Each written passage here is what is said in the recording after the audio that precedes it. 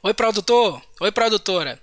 Seja muito bem-vindo. Hoje nós vamos continuar o nosso módulo 2 de manejo alimentar do curso de produção de cordeiros. Aqui na nossa aula 1, a última parte da nossa aula, nós vamos falar um pouco sobre os princípios de suplementação mineral e vitamínica do rebanho de pequenos ruminantes de vocês. Então eu gostaria de focar especificamente aqui em alguns conceitos que são importantes para que a gente parta, né, de um lugar comum e consiga de fato fazer frente aí aos principais nomes utilizados aí no manejo nutricional e alimentar, principalmente na suplementação, na mineralização, como é chamado, dos rebanhos. Então, palavras como núcleo, premix, sal mineral, sal proteinado frequentemente são utilizados aí pelo produtor e também pelas pessoas que comercializam esses ingredientes para a dieta dos animais. E a primeira coisa que nós vamos fazer aqui é fazer um esclarecimento bastante rápido, tá? Então vejam só, a palavra núcleo mineral ou núcleo apenas, ela está associada a um conjunto de minerais, vitaminas,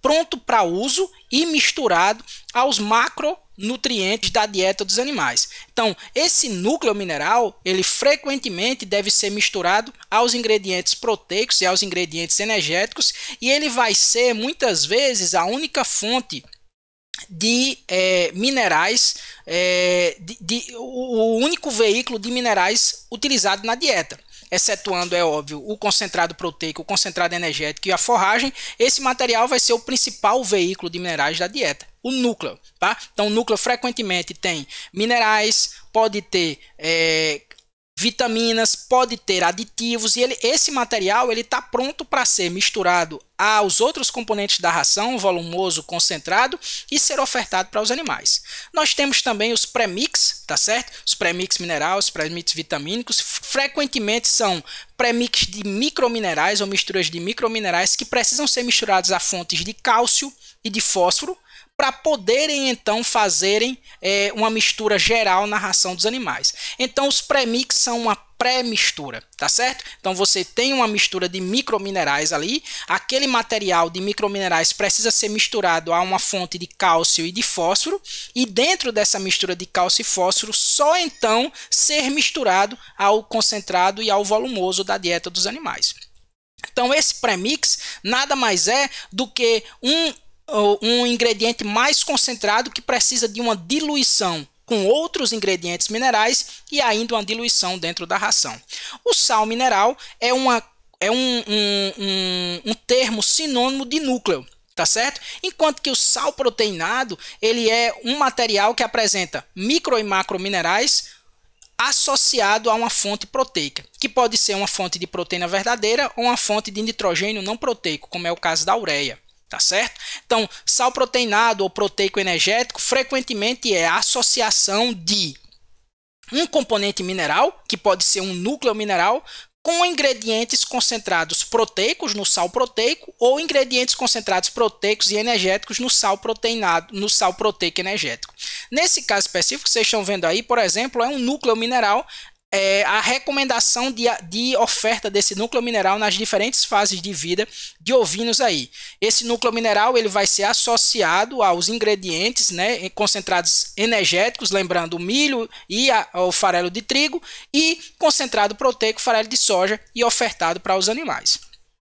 Aqui são os limites de uso. Sempre quando vocês olham para a recomendação da suplementação mineral, que vocês veem teores de proteína bruta, teores de NDT, nas recomendações mínimas de uso de um suplemento mineral, você tem que levar em consideração que esse suplemento é um suplemento proteico energético, frequentemente. Por quê? Porque além de todos os minerais, nós temos proteína e energia sendo veiculado. Naqueles materiais em que só temos minerais, nós não temos proteína e não temos energia sendo veiculada. Se a descrição da recomendação nutricional ou a descrição da matriz nutricional do material tiver contendo proteína, tiver contendo energia, e como está nesse caso, então é um sal proteico energético.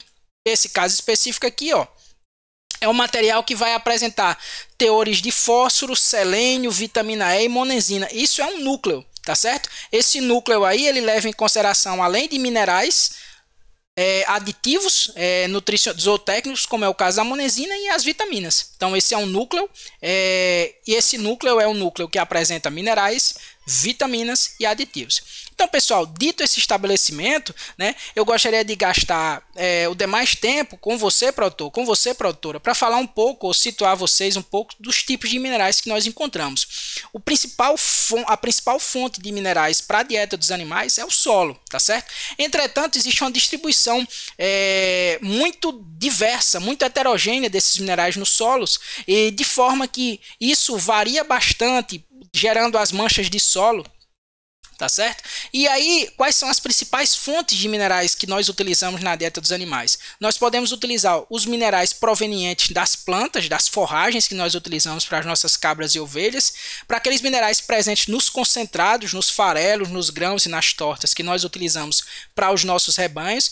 A fonte também dos minerais presentes em fontes inorgânicas, como calcário, como fosfatos, e também minerais de fontes orgânicas. Então, os minerais que nós utilizamos na ração dos animais, eles podem provir dessas 4 fontes: dos volumosos, dos concentrados, das fontes inorgânicas e de fontes minerais orgânicas. Tá certo? Então, vamos falar um pouco sobre a riqueza de cada um desses componentes. Em relação às plantas, as plantas elas de longe são muito ricas em cálcio, tá certo? Então, a maior parte dos volumosos, eles são ricos em cálcio e atendem a maior parte da exigência dos animais, exceto animais muito exigentes em cálcio, como são animais em crescimento e também cabras em lactação. Então, tanto animais em crescimento, animais em terço final de gestação e cabras em lactação, os volumosos eles não são suficientes para o atendimento da exigência nutricional. Por isso que a suplementação mineral é imprescindível para esses animais. Então, um bom núcleo mineral ofertado para esses animais ao longo de todo o ano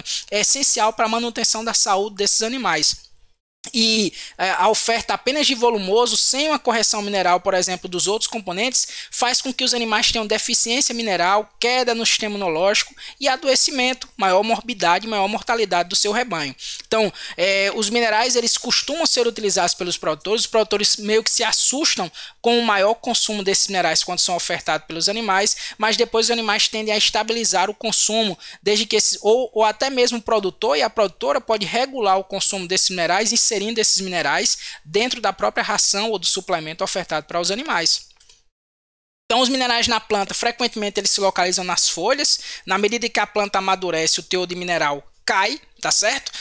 Teores de potássio também são presentes e uma queda nos teores de sódio, por isso, às vezes o produtor utiliza sal branco, né? Em comparação ao sal mineral, o sal branco ele deve ser um componente, o cloreto de sódio deve ser um componente do núcleo mineral ofertado para os animais, mas não deve ser o único componente da suplementação mineral. O produtor deve ficar atento a isso. Tá? Em relação aos concentrados, frequentemente são ricos em fósforo. Os ruminantes têm os cereais, né, são ricos em fósforo, então podem ser utilizados pelos animais ruminantes. Em comparação às outras espécies, eles não têm problema de utilização do fósforo que está lá nos concentrados. E nós temos também as fontes de minerais inorgânicos, o calcário calcítico, o fosfato bicálcico, tá? O calcário dolomítico. E essas fontes aí, eles são fontes de minerais utilizados pelos animais para serem fontes de minerais inorgânicos. Tá? Então, o componente mineral inorgânico.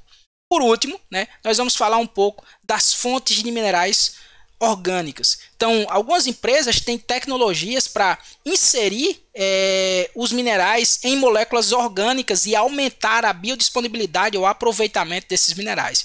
Entendam só, quando um mineral ele é colocado na ração dos animais e o animal recebe esse mineral via mineral inorgânico ou fonte inorgânica, ele pode interagir muitas vezes com outros componentes da dieta e faz com que a digestibilidade, o aproveitamento, a biodisponibilidade desse mineral caia, tá? Então, para contornar isso aí, algumas empresas têm desenvolvido tecnologias que nada mais fazem do que associar um mineral a uma fonte orgânica para facilitar os processos de absorção e de uso desses minerais. Então, para mostrar para vocês, produtor, produtora, que hoje existem tecnologias de melhoria do uso desses minerais, de um maior custo-benefício, às vezes até no uso e no investimento dessas fontes minerais para o rebanho para o seu rebanho. Então, eu espero que isso tenha sido instrutivo para vocês, tá? E que na próxima nós possamos nos ver. Muito obrigado pela atenção e até daqui a pouco.